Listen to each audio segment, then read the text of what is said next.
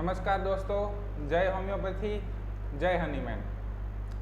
थोड़े दिनों का विराम रहा क्योंकि आप सबको पता है अभी कैसा समय चल रहा है, तो समय का मैनेजमेंट नहीं हो पा रहा था।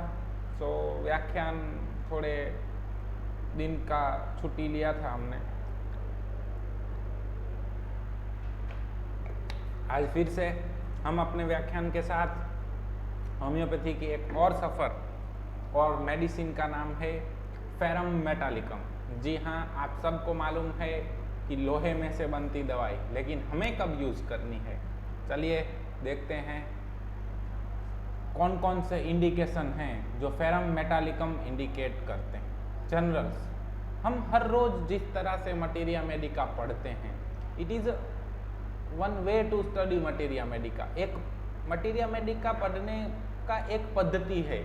हम कतई नहीं कह रहे हैं कि सिर्फ यही पद्धति है और इसी तरह से करना चाहिए, लेकिन ये सरल है, बिगिनर्स के लिए, हमारे लिए सरल है। इसीलिए हम आपको इस वे से ले जा रहे हैं। आपको दूसरे किसी वे से पढ़ना है तो आप पढ़ सकते हैं। Chilly, first indication is chilly, second indication is thirsty. अब चिली और थर्स्टी को हमने इतनी बार एक्सप्लेन कर चुके हैं हम कि अब तो आप सबको आ जाना चाहिए। Again another indication is all pain are worse from the motion. दूसरा मेडिसिन कौन सा है ऐसा ही जिसमें हर पेन मोशन से वर्स होता है? जी हाँ, ब्रायोनी आल्बा।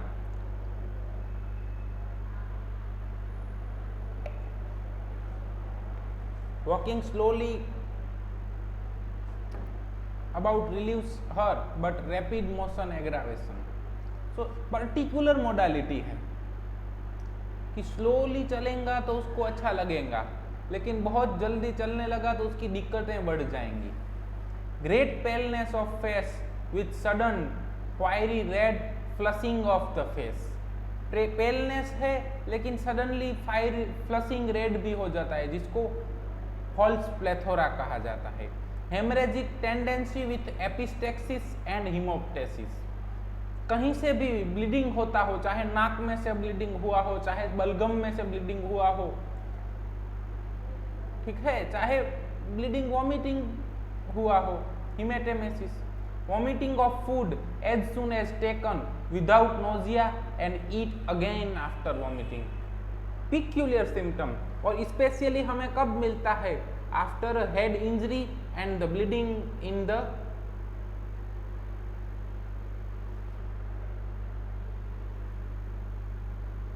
क्या बोलते हैं, जी हाँ, इंट्राक्रैनियल ब्लीडिंग होता है। जब ब्रेन हेमरेज होता है तो उसके अंदर मिलेगा आपको वॉमिटिंग विदाउट नोजिया।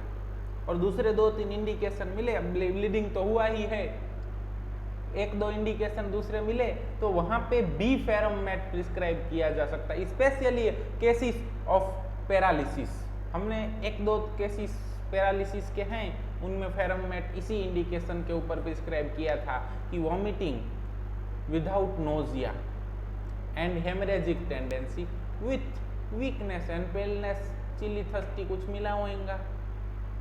बस होम्योपैथी इतना सरल है, चाहे आप कफ ट्रीट करते हो, चाहे पैरालिसिस ट्रीट करते हैं, चाहे पाइल्स ट्रीट करते हैं, हमें तो सिर्फ इंडिकेशन चाहिए। इंडिकेशन मिले तो मेडिसिन चाहिए।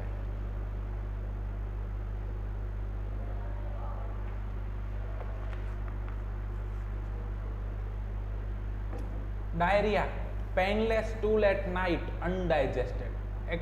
अल्टीमेटली क्या है? डाइजेशन वीकनेस है। Company aversion, amelioration when alone, canine hunger with alternate complete loss of appetite. कुछ दिनों के लिए क्या होता है कि खाना खाने का मन ही नहीं करता है और कभी कभी भूख बहुत लगने लग जाती है।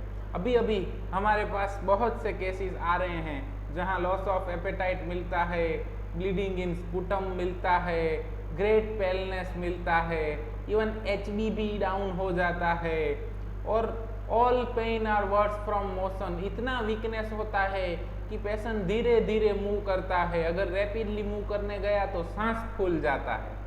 आप समझ तो गए ही होंगे हम क्या कहते हैं। जी हाँ, उस तरह के केसेस में ब्रायोनिया के बाद अब जो मेडिसिन आ रहा है वो है फेरम मैट। और हमारा आज आपको फेरम मैट लेने का कारण भी यही है कि अभी अभी पिछले कुछ दिनों से फेरम मैट के प्रिस्क्रिप्शन बहुत ज़्यादा हो रहे हैं और बहुत बढ़िया रिजल्ट मिल रहा है। तो इस तरह की इलनेसिस के अंदर भी फेरम मैट सोचा जाना चाहिए। जब आपको पेलनेस मिले, हेमरेजिक टेंडेंसी मिले और लॉस ऑफ एपेटाइट मिले और HB लो मिले, स्पेशली ऐसे केसेस जो कुछ दिनों की लंबी सफरिंग के बाद आते हैं, मतलब फीवर या कुछ इलनेस हुई और उसके तुरंत बाद नहीं मिलता, कुछ दवाइयाँ वगैरह ले लेने के बाद आते हैं और तब इस तरह की 7वें 8वें 9वें 10वें दिन इस तरह के इंडिकेशंस मिलते हैं और उस टाइम पे हम फेरम मैट प्रिस्क्राइब कर सकते हैं। जी हाँ दोस्तों, हम आपको फिर से कह रहे हैं कि होम्योपैथी के अंदर कोई ड्रग एक्यूट नहीं होता है, कोई ड्रग क्रॉनिक नहीं होता है, कोई सुपरफिशियल एक्टिंग नहीं होता है, कोई डीप एक्टिंग नहीं होता है। ये सब शब्द कैसे हैं, आप उस ड्रग को किस कंडीशन में और किस तरह से यूज करते हैं उसके ऊपर डिपेंड करता है। तो अब इस तरह के केसेस के अंदर पिछले कुछ दिनों से बहुत ज़्यादा प्रिस्क्रिप्शंस ऑफ फेरम मैट आ रहे हैं। ब्रायोनिया के पैरेलल चल रहा है, ब्रायोनिया और फेरम मैट 2 प्रिस्क्रिप्शन आ रहे हैं। तो इसीलिए हमने आपके लिए आज का ये दवाई फेरम मैट चूज किया है कि गुरुकुल के जो छात्र हैं, जो कंटिन्यू अपना होमवर्क करते हैं, तो उनको हर रोज कुछ नया मिलना चाहिए, हर रोज सीखने को मिलना चाहिए। यही हमारा सबका प्रयास है।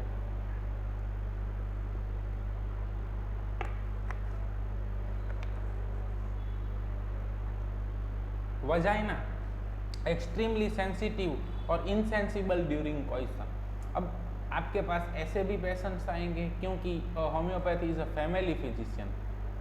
फैमिली फिजिशियन का मतलब क्या कि कुछ भी तकलीफ हो वो फैमिली आपके पास ही आएगा। और हमारे पास कुछ केसेस आते हैं जो तो ऐसा मिलता है कि वजाइना एक्सट्रीम सेंसिटिव है, स्पेशली नई शादी हुई हो, शादीशुदा जोड़े होते हैं तो वो आते हैं कि हम इंटरकोर्स परफॉर्म नहीं कर पा रहे हैं और दूसरे 2-3 इंडिकेशन मिले तो वहाँ पे भी आपका मेडिसिन फेरम मैट ही होना चाहिए। Red parts become white, face, lips, tongue, mucous membrane. So what is the importance of examination? जी हाँ, हमें यहाँ पे क्या सिखाया जाता है कि फेस एग्जामिन कीजिए, लिप एग्जामिन कीजिए, टंग एग्जामिन कीजिए, स्क्लेरा एग्जामिन कीजिए। और हर जगह अब हमें पेलनेस दिखाई दे तो इट इज इंडिकेशन कि there is a low haemoglobin, so it is indication for ferrum met. Dread of open air, जी हाँ, ओपन एयर का उनको ड्रेड होता है, सो कवर डिजायर भी मिलता है। So how to differentiate a ferrum met and bryonia alba?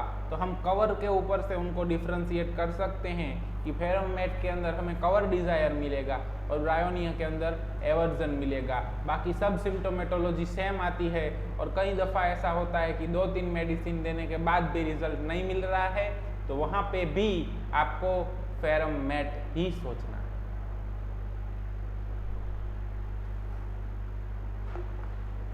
Debility with false plethora. अब आप सबको जो इस तरह के केसेस देखे हैं, जिन लोगों ने पिछले साल 1.5 साल में, उन लोगों को पूरा पिक्चर क्लियर होता है कि क्यों हमने आज फेरम मैट लिया है।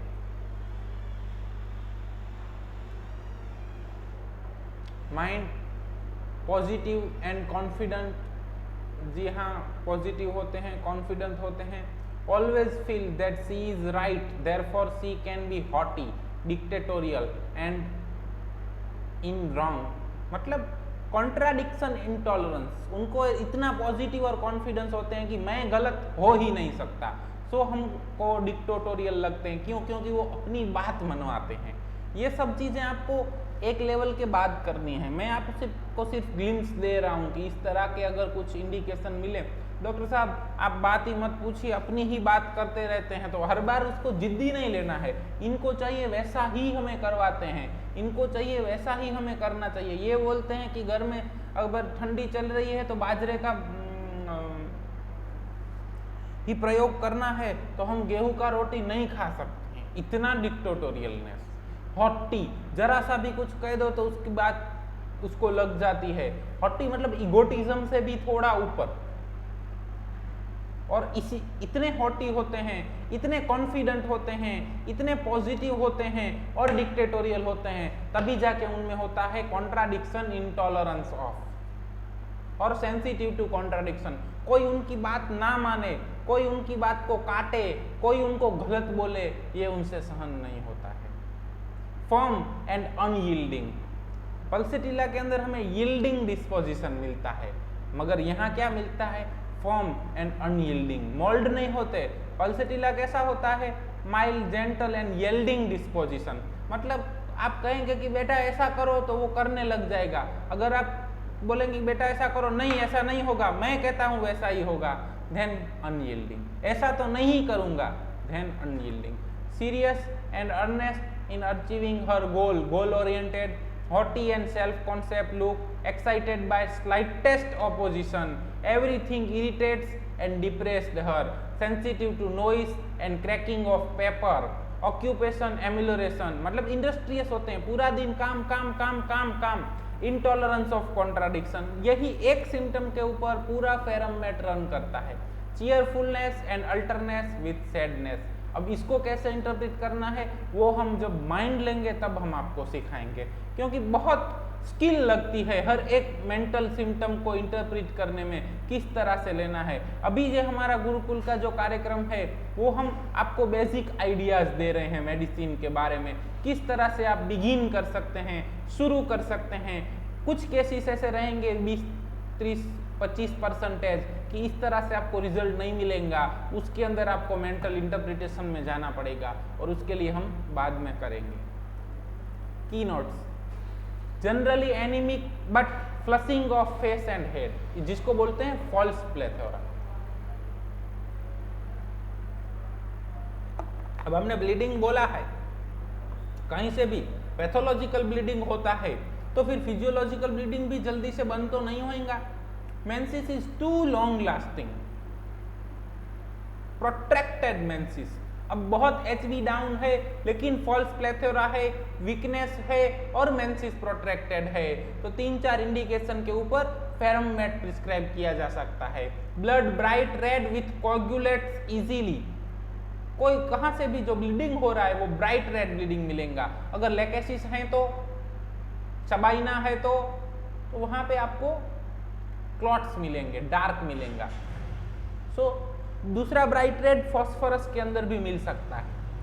सो अगर ब्राइट रेड ब्लीडिंग मिलता है तो फॉस्फोरस फेरममेट सोचा जाता है, और दूसरे इंडिकेशन के ऊपर से उसको डिफरेंशिएट करना है। Palpitation with fear, amelioration bye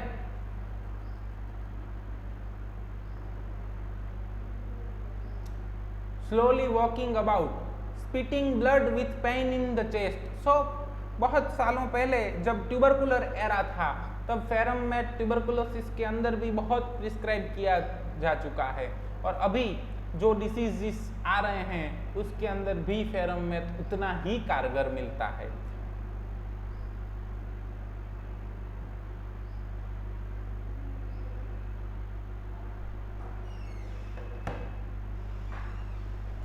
circumscribe red area on the cheeks, तो आपको ये इंडिकेशन कहाँ मिलेगा? तो ये इंडिकेशन आपको ड्यूरिंग ऑब्जर्वेशन मिलेगा। HB डाउन है फिर भी उसके चीक के ऊपर आपको रेड एरियाज मिलेंगे। और हाँ देखिएगा आपका पेशेंट मेकअप करके ना आया हो, नहीं तो आप गलत फेरममेट प्रिस्क्राइब करेंगे। Menses too early, too profuse, pale and debilitating. So debility, अभी जो डिसीज हैं उनमें डेबिलिटी बहुत आ रही है। डेबिलिटी है, ब्लीडिंग है, पता चल रहा है, और पेलनेस है जहां पे HB डाउन हो जाता है। इन 3 इंडिकेशन के ऊपर अभी बहुत सारे मरीज हैं जिनमें फेरममेट इंडिकेटेड होती है। Weakness and relaxation on genital parts, male emission nightly with backache, goitre with suppressed menses.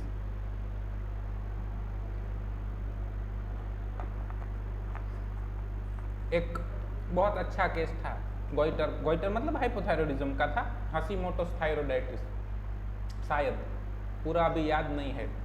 तो उनमें क्या था कि एक्सेसिव मेंसिस की कंप्लेन थी।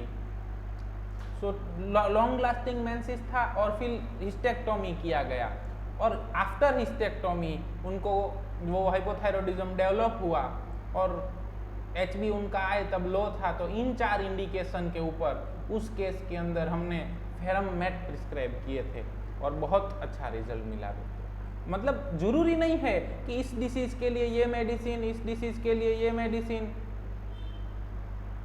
डिसीज कोई भी हो, लेकिन अगर ये की नोट्स मिलते हैं तो हमें मेडिसिन प्रिस्क्राइब करनी है, और मेडिसिन का नाम है ferrum metallicum.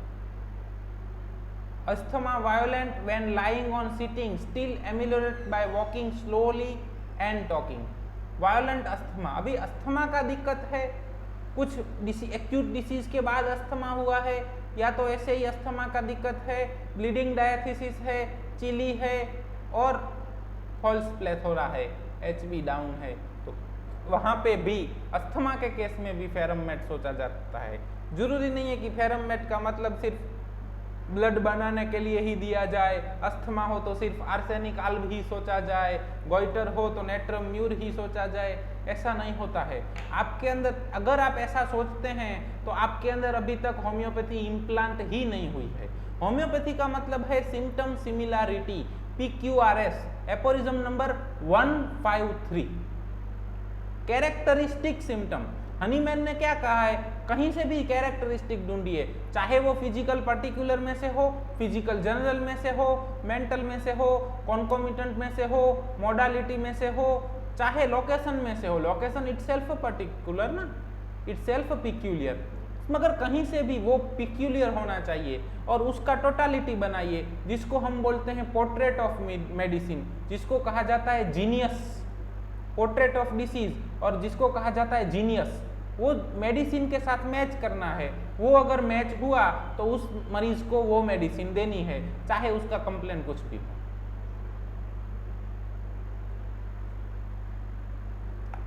Headache, violent hammering with midnight aggravation and periodical. So कौन सा हेडेक पीरियोडिकल होता है? Migraine. Migraine is periodical headache, और आपको चिली मिला, पीरियोडिकल हेडेक मिला और मिडनाइट एग्रावेशन मिला, तो आपने बोल दिया आर्सेनिक। लेकिन नहीं, रुको भाई, 2 मिनट रुको, फेरम मेट भी प्रिस्क्राइब किया जा सकता है। अगर वायोलेंट आपको हैमरिंग हेडेक मिला, मिड डे एग्रावेशन मिला, पीरियोडिक मिला, तो आप तुरंत बोलेंगे कि नेट्रम म्यूर। नहीं भाई, रुको जरा, सब्र करो, फेरम मेट भी प्रिस्क्राइब किया जा सकता है। इसीलिए हनीमैन साहब कहते हैं कि ऑलवेज रिलाई ऑन टोटालिटी, पूरे का पूरा पोर्ट्रेट ऑफ डिसीज बनाइए और वो जिस मेडिसिन से मैच हो वो मेडिसिन प्रिस्क्राइब कीजिए। Vertigo when crossing the bridge और seeing the water, nightly pain that compels motion of the parts, sleeps with half eyes open. दूसरा मेडिसिन कौन सा है? Lycopodium. Cough only on day time, amelioration by lying down. अब पूरा दिन में कफ रहता है और लेइंग डाउन पे अमिलोरेट करता है। अगर एग्रावेशन बाय लेइंग डाउन है तो वहां पे पल्सेटिला भी प्रिस्क्राइब किया जा सकता है। अभी अभी जो कफ वाला जो डिसीज है तो उस डिसीज के अंदर ब्लीडिंग भी मिलता है, तो ब्लीडिंग डायथिसिस हुआ, HB कम हो जाता है, वो भी मिला, वीकनेस होता है, डेबिलिटी होता है, पेलनेस होता है, कफ होता है। और उसमें अगर डे टाइम एग्रावेशन और लाइंग डाउन एमिलोरेशन ऐसा 1-2 इंडिकेशन मिले तो वहां पे फेरम मेट बहुत अच्छा काम देता है। जरूरी नहीं है कि कफ मिला या रेस्पिरेटरी कंप्लेन मिली तो हर बार स्पोंजिया, ड्रोसेरा, ब्रायोनिया, आर्सेनिक इन्हीं मेडिसिन में से सोचना है। अगर इन्हीं में से सोचते हैं that means you are prejudiced, you are not following aphorism number 6 that says be a unprejudiced observer, make a portrait of disease and match with the medicine. So हमारे दिमाग में से हमें पैथोलॉजी का नाम निकाल देना है, हमारे दिमाग में से हमें मेडिसिन फॉर रेस्पिरेटरी चाहिए वो निकाल देना है, हमें मेडिसिन चाहिए पेशेंट के लिए जो रेस्पिरेटरी कंप्लेन से डिस्टर्ब्ड है। तो इस तरह से सोचेंगे तब आप फेरम मेट वहाँ पे भी प्रिस्क्राइब कर पाएंगे। अभी बहुत ऐसा पूरा एरा है, अभी शायद इस टाइम की जीनस एपिडेमिकस भी कहा जा सके, तो हो सकता है कि वो फेरम मेट हो, लेकिन बहुत अच्छे रिजल्ट मिल रहे हैं। सब अपने अपने तौर तरीके से काम कर रहे हैं। विदाउट इंडिकेशन फेरम मेट भी नहीं लेना है, अगर इंडिकेशन मिले तो ही लीजिए। Appetite, canine hunger with dislike of all the food with complete loss or increase alternately. कुछ दिनों के लिए बहुत भूख लगती है, कुछ दिनों के लिए भूख ही नहीं लगती है। Desire sour sweet raw tomatoes, इस टोमेटो डिजायर के ऊपर बहुत फेरम मेट हमने प्रिस्क्राइब किया, specially in the cases of frozen shoulder. Frozen shoulder right sided tomato desire ferrum met, इस तरह से प्रिस्क्राइब करते थे। वार्म फूड डिजायर, अब हाफ ओपन आई मिलेगा, वार्म फूड डिजायर मिलेगा तो आपको लाइकोपोडियम दिमाग में आएगा, लेकिन बी अनप्रिजुडाइज, वहां पे भी फेरम मेट दिमाग के अंदर रखिए। तो अभी का जो सिनारियो है उसके अंदर बहुत सारे ऐसे इंडिकेशन हैं कि जो फेरम मेट कवर कर रहा है।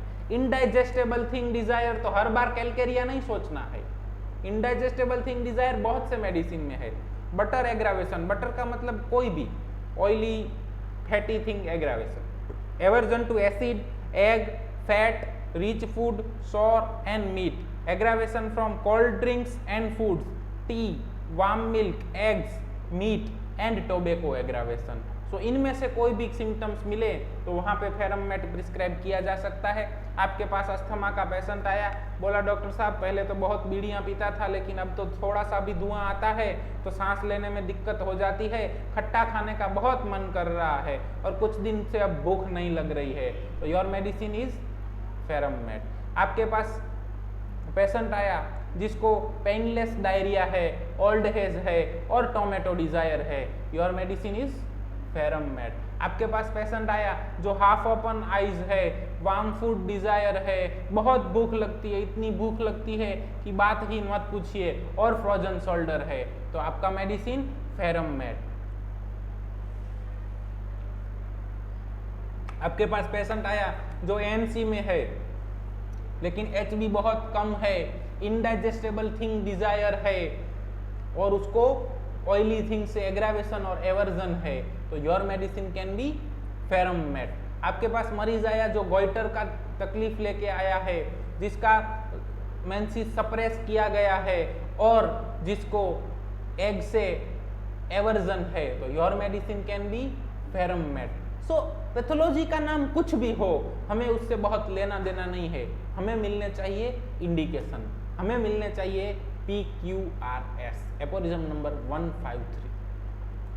Elements from loss of vital fluids, चाहे वॉमिटिंग हो, चाहे डायरिया हो, चाहे ब्लड डोनेशन किया हो, चाहे ब्लीडिंग हुआ हो, चाहे पर्स्पिरेशन हुआ हो, चाहे मास्टरबेशन किया हो, चाहे सेक्सुअल इंटरकोर्स हुआ हो, चाहे मेंसेस आया हो, चाहे ल्यूकोरिया हुआ हो, कहीं से भी अगर वाइटल फ्लूइड्स का मतलब जो शरीर का फ्लूइड है वो लॉस हुआ और उसके बाद दिक्कतें शुरू हुई, तो वहां पे भी फेरम मेट सोचा जा सकता है। अब्यूज ऑफ क्विनाइन, अब आपको पता चला कि हम इस कंडीशन के अंदर फेरम मेट क्यों प्रिस्क्राइब कर रहे हैं। There is abuse of quinine in nowadays, so वो भी एक इंडिकेशन हमें मिलता है फेरम मेट का, और वहां पे भी फेरम मेट प्रिस्क्राइब किया जा सकता है। Anaemia with whatever cause with ferrum symptoms, anaemia कोई भी है, कॉज कोई भी है, लेकिन इनमें से कोई भी सिम्टम मिलते हैं तो वहां पे भी फेरम मेट प्रिस्क्राइब किया जा सकता है। क्लियर? तो ये था फेरम मेट। अगर आपको हमारे व्याख्यान अच्छे लगते हैं तो जुड़े रहिए, लेकिन हाँ, होमवर्क जरूर कीजिए, अपने संयोजक को जरूर सबमिट कीजिए। धन्यवाद। जय होम्योपैथी। ओ, मोडालिटी रह गया अभी। Modality aggravation, night, rest, sitting, sudden and rapid motion, noise, violent exertion, tea, and amelioration from leaning hands on something, slowly walking. इनमें से भी कोई इंडिकेशन मिलते हैं तो भी आपका मेडिसिन होगा फेरम मेट। बहुत अच्छे से फेरम मेट को बार बार पढ़िए, इतनी बार पढ़िए कि पूरे का पूरा फेरम मेट आपके डीएनए के अंदर घुल जाए, और उसी को हम साधना कहते हैं। और साधक और साध्य के बीच हमेशा साधना रहती है। साध्य साधक को तभी मिलता है जब वो साधना करता है। धन्यवाद।